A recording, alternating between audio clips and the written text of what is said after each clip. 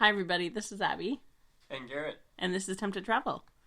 Welcome back. We are so excited to be coming to you live from Croatia. Yeah, woo, one of our favorite countries. We decided that we needed a place to explore this summer, and Croatia just happened to be our choice. I tore my ACL back in March and had surgery in April and needed a trip to be a little bit more low-key. Not to say that this is low-key, but we decided to stay in Split for the next month, which is the low-key part. Normally, we're like super on the go, moving from place to place, not spending more than like 2 or 3 days in one location. But one of the things that they told me that I had to focus on this summer is like my rehab and going to a gym 2 to 3 times a week. So with that in mind, we decided that this would be a really good opportunity for us to just like really immerse ourselves in one place for an extended period of time.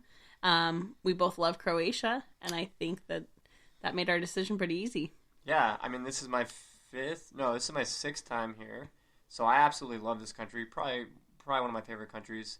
I think this is Abby's. Is your third? This is my third time in Croatia, yeah. Yeah, so we absolutely love Croatia, and we're super excited to be here. I think our last time here was 4 years ago. So it's good to be back in Split. It's super hot. We're trying not to melt, as the Croatians would say. We're currently taking a break inside because it is so freaking hot. Yeah, I think the consistent average temperature has been 94 to 95 every day, with another 60% humidity. So it's just ridiculous. But yeah, we can't wait to share more with you about Croatia. We'll give you some day by day things on our Instagram. If you're following us there, if not, check us out. We're at Tempted Travel. But today we really wanted to focus on an episode on just some like frequently asked questions that we get from friends and family or other people who just reach out and want to talk about travel.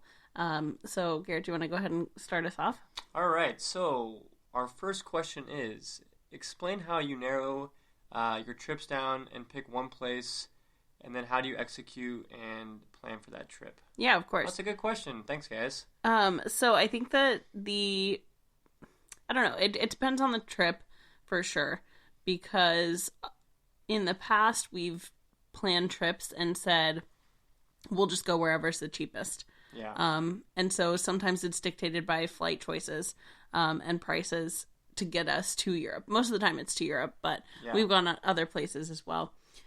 But for this trip and for our last trip last summer to Greece and to Iceland, they were more specific. They had like targeted date ranges. I think for this trip, which is the most relevant one, like we just shared with you, I needed to be in a city for one place or for one period of time to be able to go to the gym. And so Garrett and I really just started looking at some of like the different cities in Europe where we could see ourselves spending a month. We had Paris and Rome on those, on the list. Yeah.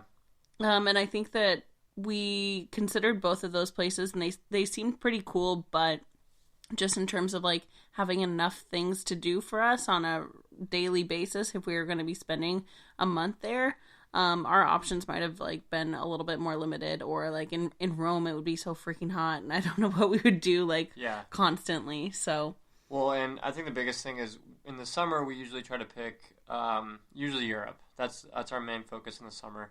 And we're both on teaching schedules now, so that's super nice. Usually on fall and sometimes spring breaks, we tend to focus more on the cheaper flights or the flights that are closest to us. So like South America, we went to Colombia a couple of spring breaks ago. Last year we went to Iceland because that was a direct flight and it was a little closer flight-wise. And then we also have talked about this upcoming fall break to go to like Costa Rica or somewhere in South America. So I think a lot of it just depends on our schedule and the convenience of the flights and how much time we have, really. And then I think that we also do a ton of research on whatever place it is that we're going to. So we make sure that we figure out like what exactly we want to do when we're there, how much time we need to spend there. And then from there, I just go in and we like start building itineraries. it's a lot of research and a lot of time spent. We research everything from like the best things to do to the average like accommodation prices to transportation, like what's the best way to get around this place. And then once we've kind of narrowed it down, we really just we just go for it. Yeah, and we recently have like been sticking to a lot of like travel blogs and stuff, and I think that's given us the inspiration to start Tempt to Travel. But we love using a lot of travel blogs to do research. Culture Trip is a good one. Helene in Between. I think it's Math and Nomad is a really good one. So we use a lot of travel blogs to help with our research and a lot of ideas of where to go and day trips and where to eat and stuff is the main thing. And I think we love doing that. So, yeah, I think that's the biggest thing. And a lot of times we try to pick new places that we haven't been. But in Europe, that's kind of narrowing down quite a bit. So I think when it comes to our fall break and spring break, we try to go to different places in South America that we haven't been yet. So I think it all just depends on where we feel most comfortable or where like we want to go to next as a new place. I think where time allows as well. Yeah. For sure. So, okay, for the next question, how can you be savvy about spending money while you travel? Ooh, this is a good one. Well, today we took public transportation and a bus about an hour away to a beach. So that's one way of doing it. I think it cost us $3 each for a ticket instead of paying $30 for an Uber or $30 one way for an Uber or doing a direct bus. So it just kind of depends on your flexibility. Definitely public transportation is a great way to save money. What else do you think? Yeah, well, I truly feel like you could live in Europe more cheaply than you could live in the United States for a month. Oh, yeah. Just based on your own spending. Like, obviously, there are some costs that you don't have here that you might have back at home. But like you said, transportation, like you can take the buses. Public transportation is pretty widespread. Huge. There's trains, there's buses, there's boats, there's ferries. The other thing that we do pretty frequently is like when we think about our food spending. Yeah. We really just go to the grocery store and we buy food for breakfast and lunch. Mm-hmm. Today was the first time we bought anything for lunch, and this is our 4th day in Europe. And then we will typically go out for one dinner, and we're not going to any like ridiculously high-end places. So if you think about that, like eating out once a day isn't like the worst thing. No, and meals are a huge way to spend or cut back on money, however you look at it. So if you are, spending money on 3 meals a day, that's a great way to blow through a lot of your cash. So if you can cut back on breakfast and maybe just go to like a local bakery and get a croissant, or even just an Airbnb, just cook some breakfast at your apartment. Hotel, like I think Abby today had some like yogurt, and I had like a banana and a croissant or something. So that's a great way to cut back. We also just buy I think we buy just some instant coffee or some stuff like that. It just depends on what you want, though. I mean, we really value like going out to dinner every night. We think that's like the highlight of the day, and we like to spend our money on like a nice dinner. Not super nice, but get a couple drinks and some nice food. So yeah, we definitely like to splurge on that a little bit. Well, yeah, and we're certainly not going to compromise experiences and going out to eat and trying the local food for a to conserve a budget, but we're also going to be try to be savvy about how we spend our money. Yeah. I think the other thing too is like flights. If you're flexible, like you can find pretty inexpensive flights to and from Europe. Yeah. I don't think Garrett and I typically don't like to spend more than $700 per person per ticket, per round trip ticket. Yeah. And I know that prices are super high right now for like all travel. My parents are flying to like upstate New York from Denver, and they're paying like $1,300. It's ridiculous. And I told them, well, you could have come to Europe for that. So we just look for flexibility there. That's a good way to save money. We try to keep a lookout like for different websites. We use Skyscanner or Google Flights, and just compare all of those options to find the best things. Well, yeah, and obviously people have different budgets, and I think the biggest thing is that like it just depends on what like the price means to you. I mean, we usually like Abby said, usually try not to book anything over $700-$800. But some people can afford a little more, and if that's more of a convenience for you, then definitely go for it. I think a lot of times it just comes down to like your personal value on the trip and what the convenience factor is too. So, yeah, I mean we try to definitely buy like cheaper flights, but we're not going to go super cheap where it's not convenient for us. Right, absolutely. Okay, next question, along similar lines with money, but can you explain like tipping culture here in Europe? Dude, okay. I'm not trying to sound cheap, but I love it over here because you really don't have to tip at all. I mean, you literally just have to round up to like maybe the nearest dollar or whatever. So or you get some change you just back. leave the change. Yeah. Because a lot of times they just add it to the price or it's just not expected as much. That doesn't mean I don't tip back in the United States. I still tip my 20%. But it is nice to like not feel pressured here to always have to leave like a 20% tip on everything. Well, and it's just different too. Like waiters here are paid, like an hourly wage that's not $2 an hour like the waiters in the United States. So they don't rely on the tip like people do back at home, yeah, exactly. Which is nice. Yeah.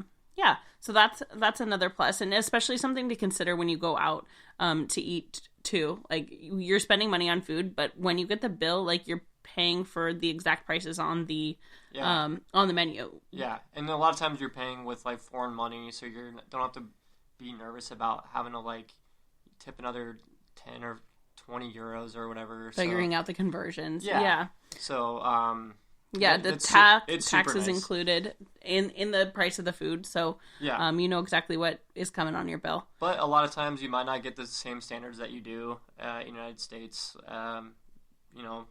The waiters or waitresses, like, they're very nice and stuff and very accommodating, but a lot of times, compared to the United States, maybe they don't come by and ask for drinks or if you guys need anything as much, or they don't bring the bill unless you ask for it as well. They're maybe not as attentive as waiters in the United States. And I think in some ways that's a good thing for some people. Like, it's nice. I love Nobody's not hovering over you. Like, are you good? Are you good? Do you need anything? I know Abby gets like super, super nervous to like ask for the bill. So yeah, I don't know why. I'm always like the person that's always doing like the little check sign across the restaurant. It works out. Yeah, it does work out. We balance each other's personalities out.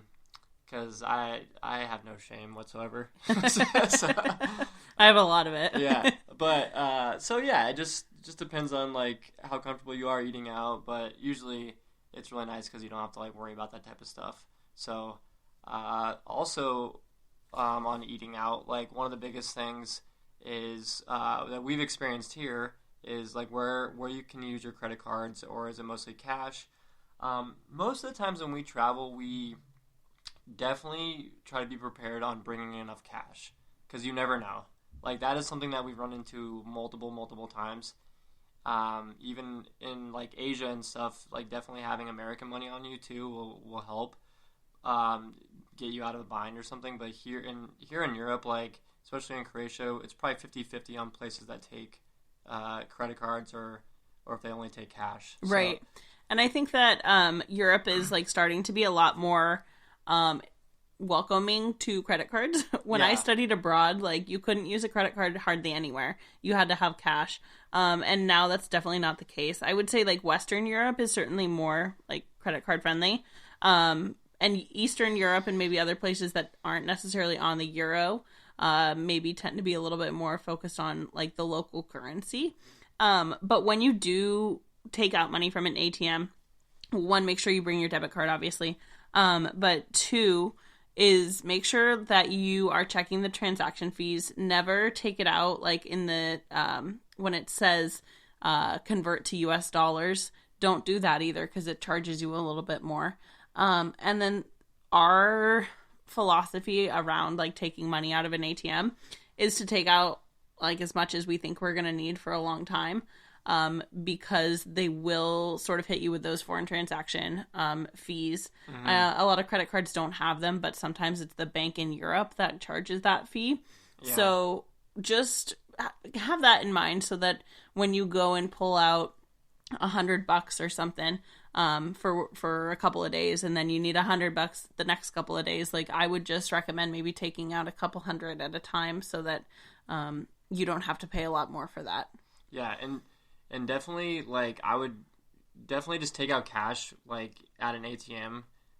Don't bring a bunch of cash over and try to convert the money. Thank you. Yeah. Convert the money at, like, one of these conversion, like, shops or storefronts. I don't even know what you call them. Yeah, they take a big chunk of it. Like, they will take a 30% fee from that. So just definitely come over here with an ATM card.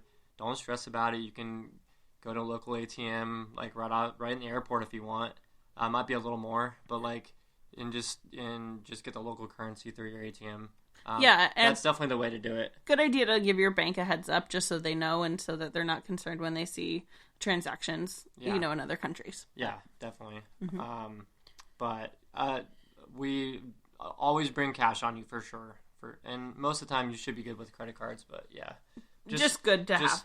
Yeah, I think if we ran into that a couple times today on having or eating at places that only had cash or accepted cash. So right, yeah, definitely have cash on you. So the next question is about your phone. What do you guys do about having your phone? is the question that we got. Yeah, it's a great question. We use Garrett's phone. We have my phone.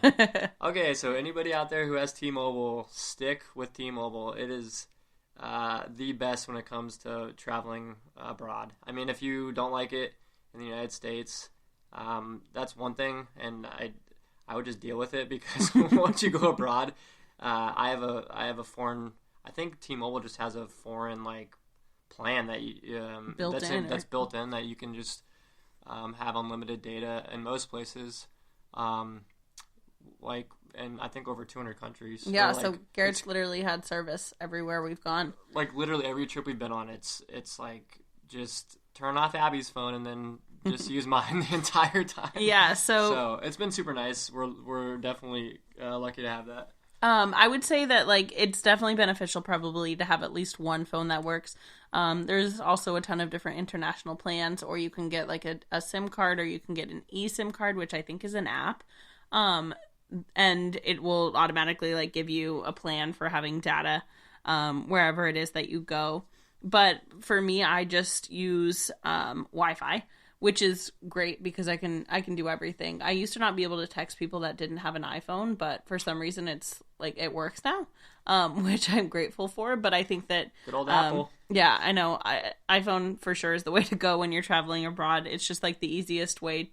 I can still FaceTime. I don't necessarily call because that's going to cost me, but with Wi-Fi I can do FaceTime audio to my parents, my sister, my friends. And that works out pretty well for me. Yeah, and if you don't have T-Mobile and you have to rely on Wi-Fi, definitely just like preload maps and stuff that you're gonna need, or that you might need when you're out, or like bus schedules or restaurants or maps or stuff like that.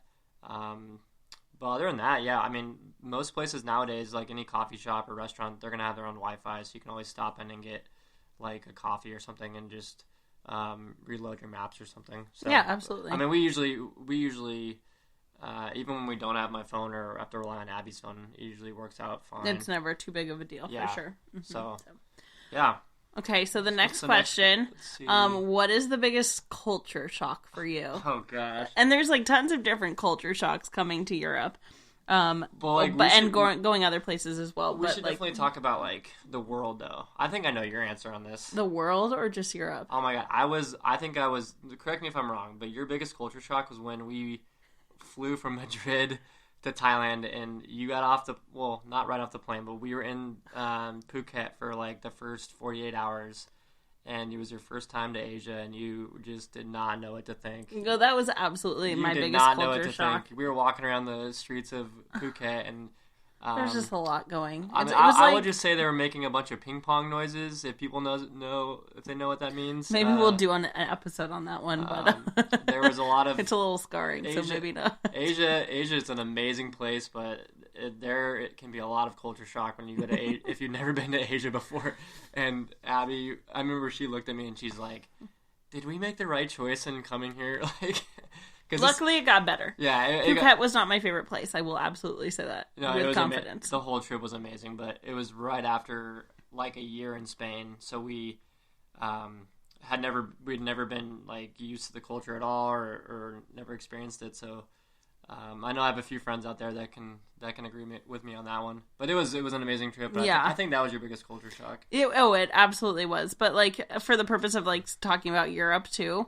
There are certainly some things that like shock me every time I'm here. Like, for instance, last night we were at dinner and I went to the bathroom. Well, first of all, you have to like find the bathroom. It's always a scavenger hunt.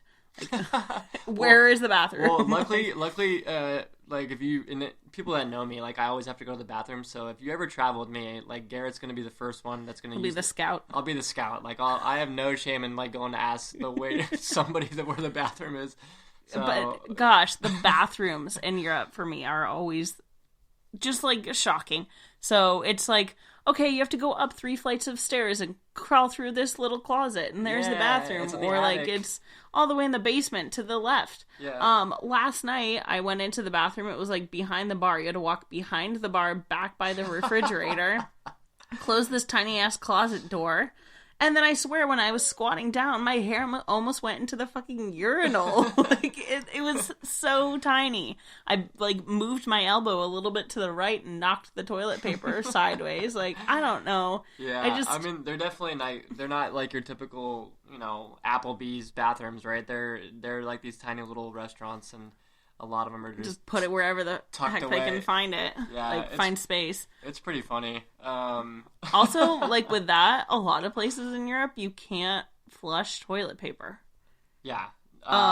It will get clogged, and you don't want to be the person to clog the toilet paper. Yeah, I feel like that's a big. I don't want to say Western because Europe's a Western. Western Europe thing. But like, I think like in a lot of places in the world besides the United States, like that's actually pretty common.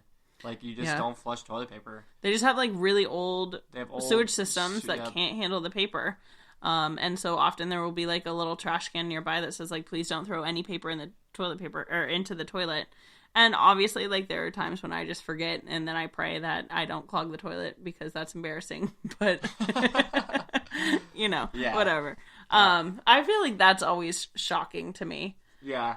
I mean, there's always like little things here and there. I think one of the biggest things too is like Americans love their personal space, and I wouldn't like say Europeans don't, but I think it's just a lot different over here, and especially around the world too, not just Europe. Like you're standing in line, you're on an airplane, you're on a subway or a bus. Like people are just have less personal space, and you kind of have to just accept it because they're just gonna get up right in your business. With that being said, pickpocketers use that to their advantage. So when you're in a crowded, like busy spot, make sure you're holding on to your shit, because there's certainly been a couple times that like there have been close calls.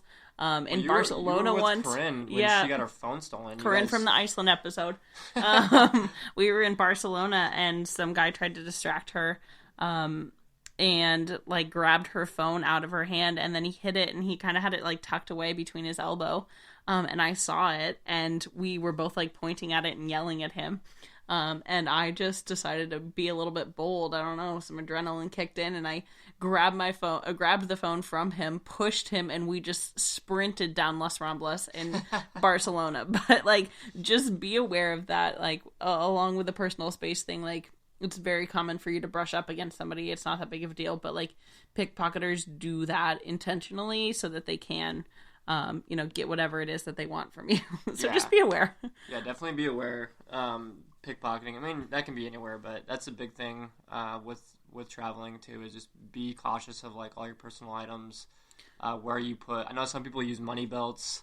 I find that more of a pain in the butt than anything to like dig and dig to. Yeah, like But I like mean, just be careful about it. Like you can still have a wallet and a phone, but you know like just be aware of like maybe check it if like every once in a while to make sure they're still there, or like don't flaunt it in public. I would say don't leave your phone like just sitting on the table. Yeah. Don't like leave your phone and go to the bathroom. Like that's just not like. Or what we do is like we like I have a backpack and I put like a lot of my stuff in like an internal pocket or like a pocket that I know would be hard to get at. So yeah, stuff like that. I mean, If you're wearing a crossbody purse, like just make sure you wear it in front of you. And like a lot of things are safe. You just have to like be aware, especially in those crowded like popular tourist places, because those are like the most heavily yeah. hit areas, I would say, for sure. Speaking of personal space, one of my absolute pet peeves about like I wouldn't say Europe, but like in a lot of places, and I think it's just like when you're standing in line, like you're never safe, like in terms of holding your spot in line. Like, Lines like aren't a thing like that lines apparently are just like below everybody else. require like, two much like brain capacity. Like you have to hold your ground. I feel like you have to hold your ground and like just throw some elbows once in a while. No, but seriously, like you just have to like make sure that people just aren't cutting in front of you because they just don't care and they will just like they'll just walk right up in front of you and just cut you in line and it just drives me nuts, man. I will say, like, I think Spain was the absolute worst at that. Like, we're maybe a little scarred. We don't have too many issues with it, but Spain was just, like, especially when we were dealing with stupid bureaucratic shit, like getting our visa or, oh, God, some of those things were nightmarish. Yeah. But luckily, in Croatia, things have been great so far. Yeah, I mean, I remember we were in, like, the airport in Lisbon and, like, this one woman... We've been waiting in line for, like, a rental car for, like, 20 minutes, and this lady just straight up cuts in front of me, and I just, like, got so mad and, like, cut in front of her, and then we both get to the, like, desk, the counter together, and the lady that was helping us didn't know who to choose from. She was, like, looking at me and looking at the lady that just cut me off, that just cut in front of me, and I started going, like, no, I was here in front of her for 20 minutes, so... Anyway, I could go on about that, but that is, like, one of my biggest pet peeves. So, if you're traveling, just be cautious of, like, holding your place in line and not letting people... And I think the other thing, too, is just, like, it's just a different culture. You're experiencing, like, people, and they might see things differently. Like, maybe the, like, sense of lines isn't instilled in them as kindergarteners or for some reason. I mean, Americans are just very polite, man. At the end of the day, like, not saying that Europeans aren't. They're very nice in other ways, but, like, when it comes to... personal space and like and stuff like that or social settings, like Americans are just very, very polite people. Yeah, I would agree with that. There are tons of other culture shocks, and we'll share more of those like later, maybe on an Instagram trying to think story or reel. But I know some people, some of my friends, they have a real big time when they come to Europe of like not having enough ice in their drinks. Oh, like that. So when you come over here, like just be prepared. Like a lot of the drinks, they're cold, but they're not like as cold as we're used to in America, or they don't put enough ice in there. And you know, being in Croatia, it's like 95 every day. So or water isn't free. Oh yeah, that's a big one. So a lot of times, water and bread are like they'll get you. They'll ask, "Hey, do you guys want some water or bread?" And you know, in America, like yeah, sure, that's like usually included. Mm-hmm. No, over here they always add on like water and bread for a couple extra euros. Well, and sometimes they don't even ask. They'll just like put it on your table, and if you touch it, you pay for it. If you open it, if you crack the bottle or open the bottle, like they'll charge you for it. So, and a lot of times too, God, I'm just thinking of stuff as we're talking about it. But a lot of times too, like if you sit down at a restaurant and you're outside on a terrace and you just sit down, they won't say that it's like extra. But at the end, like on your bill, they'll charge you for like a terrace, like a terrace fee yeah, I or don't something. Know why. So just be careful of that too. Like yeah, I know it looks like really nice and it's the whole thing to do in Europe, but you're gonna pay a little extra for that. So well, and yeah, don't let that deter you because obviously, like you want to sit outside because it's beautiful and it like, doesn't deter it's the us. experience, Yeah. right? I think it's only like a couple extra euros, so. And it's not all the time. It's only occasionally. Yeah, we've run into that. It definitely depends places, on like. But... I think it depends on the country. Like Croatia, we haven't come across that at all. No, so. It's been great. Yeah. Do you have a country that you felt like the safest in? The safest? Oh man. Um, that's a great question. I felt really, really safe in Spain. I did too. I felt like everybody was out on the streets at night too. Like everybody's just having fun. They're walking home or walking with their families. I felt really safe in Spain. I felt really safe in like parts of Germany. I feel like most of Western Europe feels really safe. Yeah, a lot of sometimes the big cities, like you definitely have to be careful, like America, like where you're walking and stuff. But Spain to me felt really safe because I think it was just like the culture, like to be out on the streets. Yeah, true. Like that's just the culture. There were a couple of times when I walked home by myself at like 3 o'clock in the morning and felt completely fine. Yeah. So that's good. But I feel like in Europe in general, like everybody's outside and there's never like too many places that aren't really well lit or sketchy to kind of walk by with yourself. And also like there aren't people just like carrying guns. Yeah, like, exactly. Here like there are or could be at home. Not that that's something that we see ever because it might be a little bit more like conceal and carry at home, but genuinely like that's just not really normal. So Yeah. It's not something we have to worry about. Is there a place where you felt like the least safe? Gosh, where I was just thinking about this. Yeah, there were some places like we were in Cairo, Egypt. I didn't get the best feeling there. Definitely walking around. Not to say like anything would have happened to me, but I think I was with an ex-girlfriend at the time, and there was people like kind of harassing her or catcalling her, stuff like that. So it can definitely be if I was a woman, I definitely would feel very uncomfortable. I think the biggest one that stands out to me is Brazil. Manaus, Brazil was like straight up sketchy. Like, dude, Oh gosh. like it was. I'm sure Rio and like parts of Rio are a lot better, but like Brazil to me felt Manaus, Brazil felt just like uncomfortable for sure. Like just walking around after night was a little sketchy. Lima, Peru stands out. I remember feeling like some guys were following us in Lima, Peru.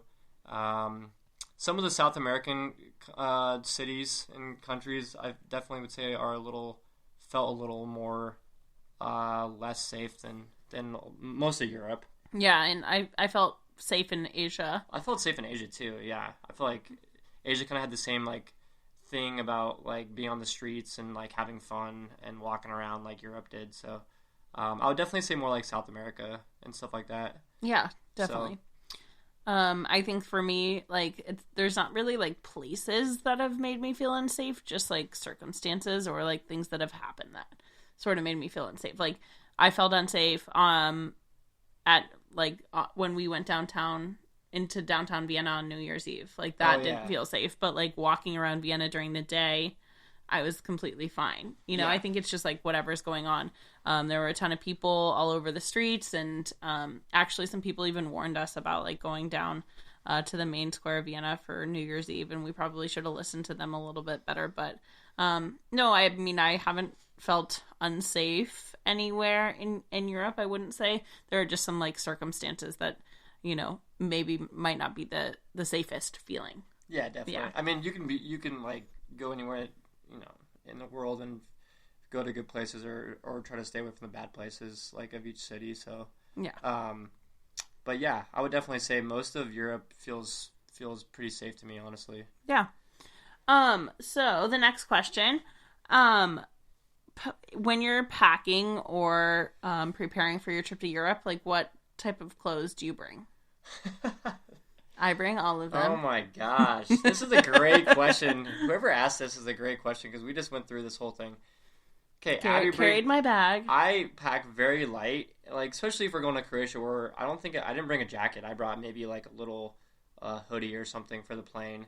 But other than that, I pack super light, and then, you can just buy stuff there. Like, that's my theory on the thing. Like, if you want to leave some room in your suitcase and just buy, like, you're going to buy some souvenirs or clothes there, just do it. And then just pack a little lighter. Abby, on the other hand, like I like try to pack light, but it just never ends up that way because I like clothes and I like to dress up and look cute. And then I have to carry her 50-pound I backpack. appreciate you.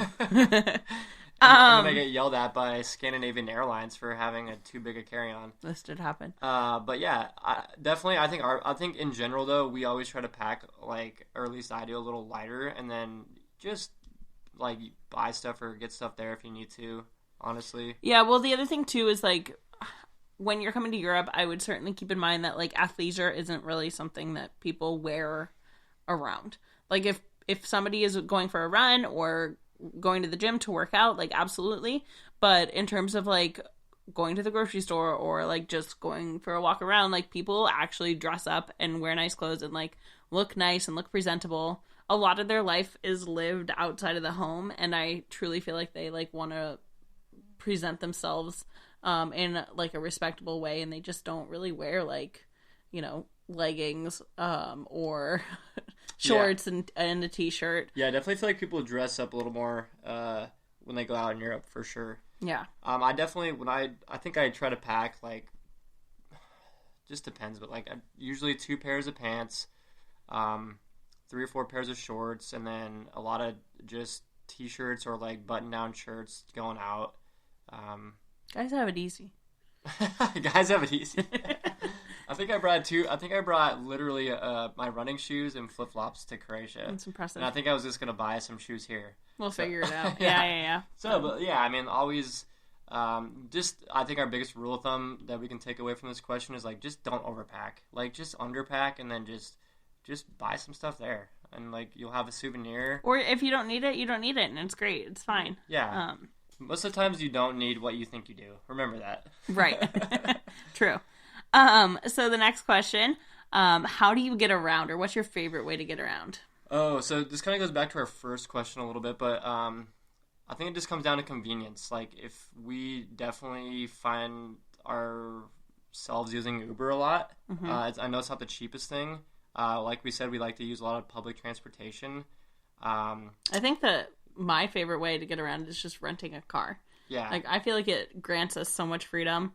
Yeah, if we're definitely on a bigger trip, like almost all of our trips have been based on like renting a car and just driving for like 2 weeks, which has probably been our best trips. Absolutely. So we would highly, highly recommend, if you feel comfortable, just renting a car and just going for it. Yeah. Because you will not regret it. It's the best way to go. You have so much flexibility. You can pull over, take photos, do side trips, day trips. Like, it's so much fun. Yeah, that's my favorite way. What do you think is the biggest barrier for people traveling to Europe? Like, what's getting in their way? I think a lot of times it could be the language barrier. Yeah. I think like a lot of people just are nervous about like having to navigate the whole language barrier thing. I don't know what I'm trying to say, but well, the language barrier, honestly. Yeah, That's you're struggling with your language? Yeah, exactly. Well, that's probably the biggest barrier, is the language barrier. Yeah, I would agree with that to some extent. I think that people might be a little bit worried about that, but truly, like, we've never been to a place where they don't speak English, or if they don't, like, where we've been in trouble because they don't speak English. Like, I would say, okay, think about it this way. How many people in the world speak Croatian? Yeah, exactly. Like, no, hardly anybody outside of Croatia speaks Croatian, so they have to learn English if they want to communicate with anywhere else in the world. Yeah. It's just like something that they're taught at a really young age, and that's common throughout all of Europe, I would certainly say. You'll definitely be probably a little surprised that a lot of people are learning English or know English. Like, we are very, very fortunate to have English as our first language. So, if it comes down to it, you can always use charades or Google Translate or, acting it out. I was just trying to ask our Airbnb guy if he had a broom, and he didn't know the word in English for a broom, so I had to act it out. Some sweeping. I had to act it out like I was curling or something. But yeah, I mean, honestly, like, just don't let that stop you. It's really not that big of a deal. I mean, the biggest barrier that we had, a language barrier, was probably in Spain. In Spain or France. So a lot of places like Croatia, Romania, Albania, even Thailand, Greece, a lot of people know English. So especially if they're dealing with tourists. Yeah, especially if they're dealing. It's just a common thing. Yeah, you'll be fine. And I think the other barrier that like gets in the way of people traveling to Europe or traveling in general is just fear. Yeah. But truly, like, I am a firm believer in that you won't grow unless you're put outside of your comfort zone. And I think that that's like my favorite thing about Europe is that I'm just like not in my comfort zone, and so I do grow and learn more about myself, but also like gain so many new experiences. And I'm just like so grateful to be able to like share these experiences with somebody who also loves it. But love you. Oh, cheesy. But also, you know, just experience a new culture, get to know a different part of the world, interact with new people. I think that those are my favorite things about traveling. I mean, I love that too. Honestly, I kind of like just the awkwardness sometimes of like just dealing or like interacting with another culture and like maybe having to do charades once in a while, or like maybe having that language barrier. Like I think it's a growing experience, and I love it. Like there's a lot of times where I think like going to English speaking countries to me is just, I wouldn't say it's boring, but it's like I kind of love the aspect of just interacting with a new culture, not knowing what the hell is going around, going on around you. Yeah, exactly. It's like most of my life. Doesn't matter what language it's in. Yeah, exactly. Could be in English too. No, but seriously, that explains a lot. Yeah, exactly. But yeah, I mean, I was going to tell you a story today. I don't think we have enough time though. But yeah, that's probably one of my favorite things too, is just experiencing new cultures, and you know, because you're going to look back on it and you're going to have just so many great memories. Yeah. And I think too, like a lot of people are held back with money and you know, to travel, and that's understandable. But what we've learned is that like that's the most important thing to us, is like spending our money on memories and things that we can look back on and just experience that we have and share together. Yeah, so those are definitely barriers that people can overcome for sure. Yeah, but also, you know, some of the reasons why we're here and why we love it. So yeah. I think that's all we have in store for you today. Thanks so much for listening. If you have any further questions that you'd like answered about our experiences or about like travel in general, certainly reach out and we'll be happy to answer them on a future episode. Yeah, DM us and we'll try to answer your questions. Sorry if there's any background noise. We're literally recording this like on our tiny little bed in our apartment.